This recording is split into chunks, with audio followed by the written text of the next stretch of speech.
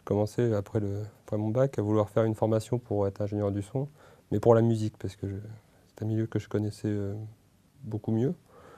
Et du coup, j'ai passé je me suis inscrit en préparation pour l'école de Lumière. Ça s'appelle Cinésup à Nantes. Et, euh, et c'est là-bas en fait que j'ai découvert véritablement ce que c'était que les métiers du cinéma et les métiers du son. C'est un hasard en fait. Mon père est cadreur, enfin était cadreur parce qu'il est à la retraite maintenant. Et il était en tournage sur un film de Robert Bresson qui s'appelle Lancelot du Lac. Et moi je suis allée, c'était pendant le mois de juillet, donc je suis allée le rejoindre 3 semaines, je devais avoir 16 ans, un truc comme ça. Et puis, parce que nous, à l'époque, les enfants, ils n'allaient jamais sur les tournages. C'était totalement interdit. Mon père était contre absolument. Donc je n'ai jamais vu de tournage. J'en avais vu un quand j'avais 10 ans pour aller voir une cascade. Et puis, cette deuxième fois, j'avais 16 ans pendant mes vacances. Et puis, il y a un jour, l'ingénieur du son qui était Bernard Batz, qui est venu faire des sons seuls de feu, parce qu'ils avaient besoin pour le film de faire des sons seuls de feu. Donc moi, j'étais absolument passionnée par passer toute une après-midi à mettre des brindilles, des pommes de pin, des trucs, des machins différents pour avoir des sons différents. Donc il m'a fait écouter tout ça, j'ai trouvé ça extraordinaire. Donc pendant toute la fin de mes vacances, en fait, j'ai regardé ce qui pouvait bien trafiquer ces deux personnes en faisant du son. J'ai dit que finalement faire la FEMIS, faire le son, faire la formation de son à la FEMIS, c'était vraiment meilleur pour moi, puisque finalement, quand on est sûr de vouloir faire du cinéma, c'est mieux d'aller à la FEMIS. Enfin, pour moi, en tout cas, c'était mieux d'aller à la FEMIS, puisque on ne faisait exclusivement que du cinéma. Donc voilà. Donc après, j'ai passé le concours et puis je suis rentré. J'ai fait des études, des maths, de la physique, tout ça. Et puis, j'entends parler de cette école qui s'appelait encore Vaugirard, enfin le Lumière. Et mes parents, qui étaient enfin, des braves paysans du, du centre de la France et qui, bon, n'ont pas très bien compris, mais enfin,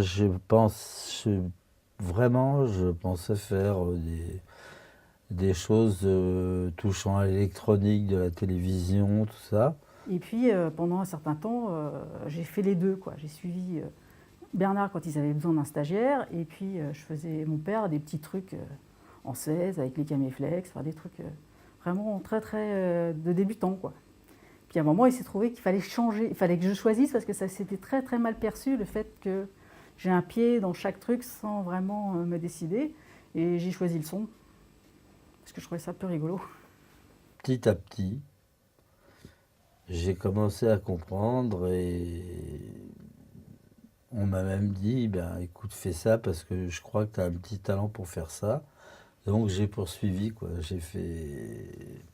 Et donc j'en ai fait pendant 40 ans, quoi. Au départ, j'avais évidemment le désir d'être ingénieur du son. Et puis bon, finalement, et puis c'est normal. On nous appelle d'abord pour être perchman. On ne sort pas en disant bonjour, je suis ingénieur du son avec sa plaque, ingénieur du son confirmé, diplômé. Regardez, je l'ai, le diplôme d'ingé son. Appelez-moi. Non, on doit commencer par être perchman. Donc ça, et au fur et à mesure, c'est vrai que c'est un métier moi qui me plaît bien. C'est une position sur le plateau que j'aime beaucoup. C'est le nom crée le fait qu'on me dit ah il est assistant, donc quand est-ce que bon bah, ça fait 30 ans qu'on me dit mais quand est-ce que tu as genre quand est-ce que tu es ingénieur du son parce que là c'est pour être ingénieur du son qu'on est perchman. Eh bien non, c'est pas pour être ingénieur du son qu'on est perchman, c'est pour être perchman. Puis après, quand on en a marre, puis il y a la raison économique quand même, c'est quand même beaucoup moins bien payé qu'un ingénieur du son. Il y a la raison économique et il y a la raison, je veux dire, de reconnaissance, qui n'existe pas du tout en tant qu'assistant, même assistant caméra, enfin tous les assistants.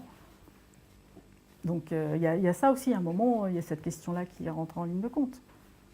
C'est une espèce de mélange de tout, quoi. C'est vrai que la dénomination, c'est assistant du son. Et à juste titre aussi, hein, parce qu'on ne fait pas que la perche, il y a tout ce qui est autour, la préparation, l'installation des micros HF, plein de choses qui font qu'on n'est pas juste le porteur de la perche. Mais c'est vrai que je vois pas je vois pas ça comme un métier à progression. Le travail à la perche, c'est... Bon, tout le monde pense que c'est un bonhomme qui tient un bâton avec un micro accroché au bout. Rien à voir. C'est l'intérêt fondamental, c'est la relation avec tout le monde sur le plateau. Il est sur plein de fronts à la fois, c'est-à-dire savoir comment ça va être cadré, savoir comment ça va être éclairé, et après y équiper les... C'est-à-dire, moi, mon problème, c'est d'avoir le temps d'aller équiper, mais de ne pas quitter le plateau pour pouvoir voir s'ils ne sont pas en train de me rajouter une lumière qui va empêcher tout le circuit que je me suis préparé voilà, pour pouvoir faire le plan. Ou qu'entre-temps, ils n'aient pas changé le cadre, ou ils n'aient pas décidé de faire autre chose. Donc en fait, j'ai appris comme ça, donc je fais comme ça. Je suis là, mais je ne quitte pas le plateau, mais d'une seconde, quoi. Il y a des films où je n'ai pas le temps d'aller faire pipi. Hein. Globalement, on est la présence de l'ingénieur du son à la face. Ce qu'on appelle la face, c'est vraiment proche de la caméra.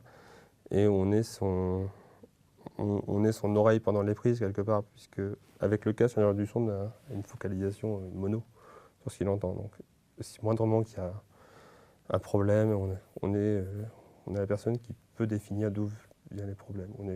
On est vraiment son... Enfin, moi, je suis la personne qui relève, voilà, qui suit un peu son vigile. Il faut être toujours vigilant à ce qui se passe, être à la face et ça.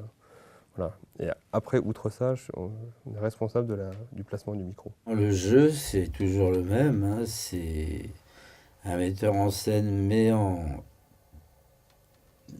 place une... Bon, c'est une énigme. C'est une petite énigme à résoudre à chaque fois. Comment on va se faire? Où on va se mettre? Comment on va passer les portes? Comment on va résoudre les lumières? Comment on va... Tout ça, c'est...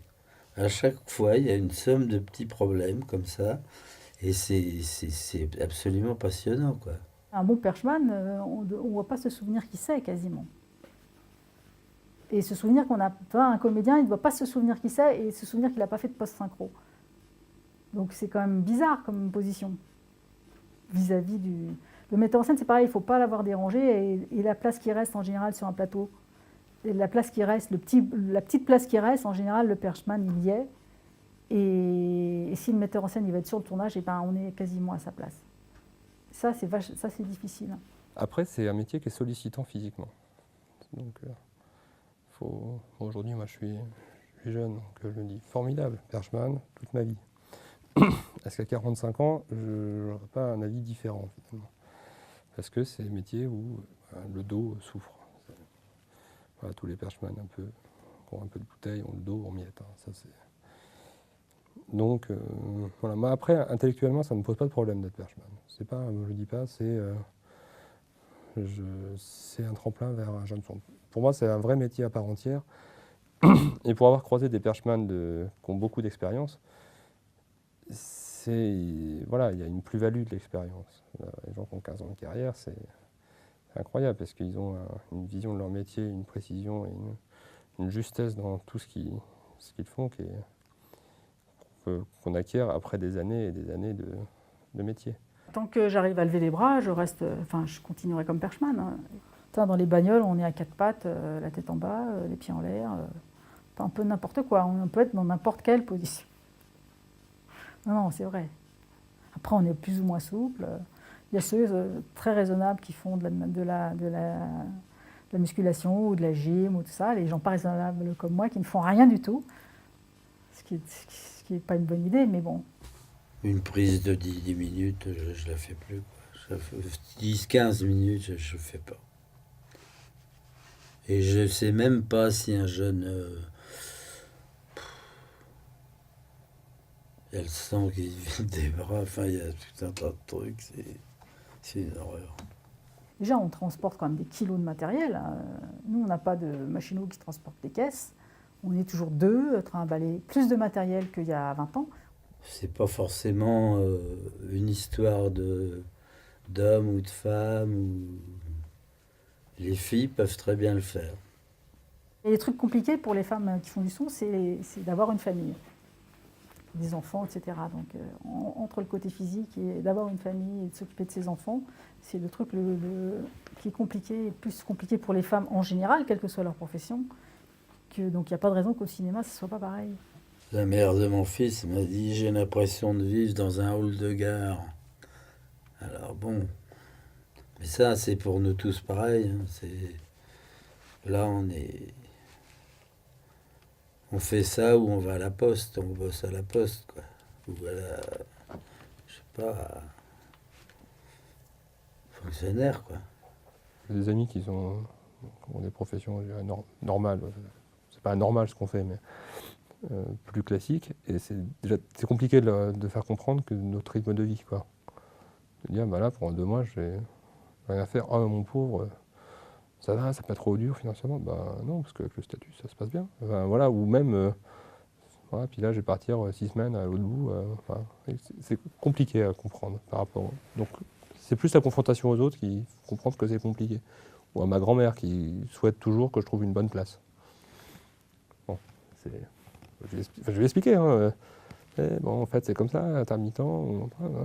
Ah oui, mais peut-être qu'à un moment, tu trouveras une bonne place. Ah oui, bon. Bon, c'est compliqué. Donc là, c'est dans ces moments-là qu'on se rend compte que, quelque part, on n'a pas une vie aussi normale que ça. Mais après, moi, je me sens pas plus décalé que ça, quoi. Bon, à part que j'évite, par exemple, les courses de Noël, je peux les faire un mardi après-midi. Non, mais c'est super bien. Et ça, je me sens chanceux. Je me dis, ah ouais, t'es pas obligé de te fader les soldes le samedi après-midi, par exemple. C'est pareil, on peut pas dire c'est super, tout ça, non, c'est pas.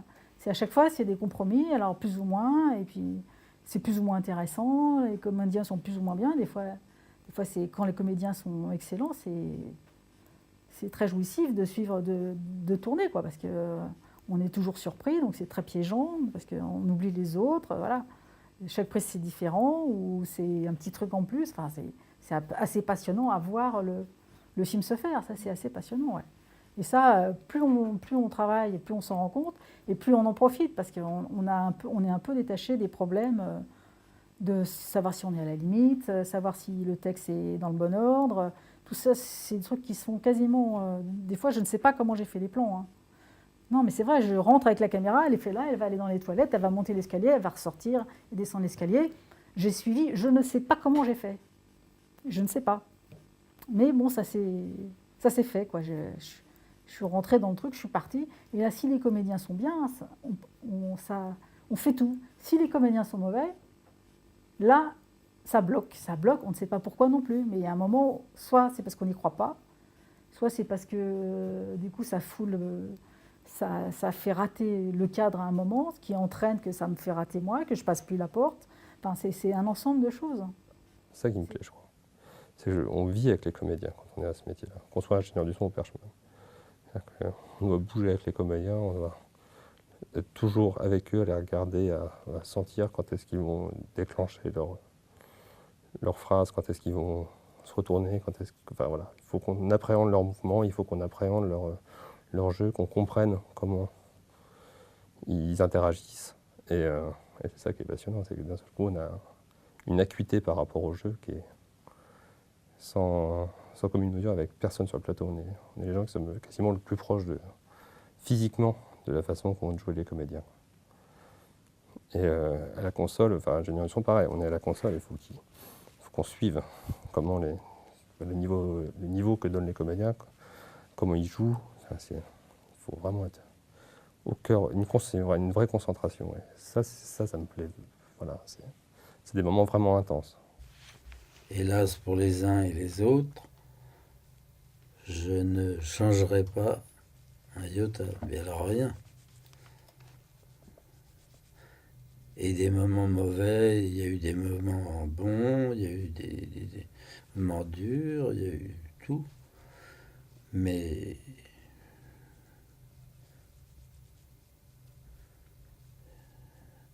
c'est une vie incroyable. De toute façon, dans le cinéma, la qualité première, c'est la qualité relationnelle. Parce qu'il y a je pense qu'un mauvais perchman qui a de très fortes qualités professionnelles, relationnelles, travaillera beaucoup plus facilement qu'un très très bon perchman avec un caractère de cochon. Non, mais c'est vrai. Tourner. Ouais. Sur des projets. Encore une fois, quand on apprend, c'est pas grave. T'arrives sur les projets foireux. Le nombre de projets foireux que j'ai fait. Et c'est pas grave, il faut tourner, quoi. Il faut y aller, il faut percher, il faut. Puis bon, c'est comme ça qu'on apprend. C'est un métier d'expérience. Il faut se confronter. Et plus, je dirais même, plus c'est dur, plus c'est des courts-métrages fauchés où la lumière c'est une tannée et tout, plus on apprend de ce qu'il ne faut pas faire, plus on se dit, j'accepte, voilà. On apprend à négocier du coup, on apprend un peu sur le tas, mais puis après il faut malgré tout rencontrer d'autres personnes, quoi. En fait, ce qui est dur, c'est de rentrer. Bon, je sais pas, il y en a peut-être qui font des démarches. Et puis, l'assistant, il démarche moins que l'ingénieur du son, entre guillemets. Enfin, il y en a qui ne démarchent pas du tout, Jean, il ne démarche pas du tout. Donc, il y en a d'autres qui font un peu, qui connaissent des dires de prod. Par exemple, moi, j'ai pas dans mes amis de dires de prod. C'est un peu les relations qu'on a en dehors du travail, en fait. C'est quoi? C'est la patience, c'est la ténacité, c'est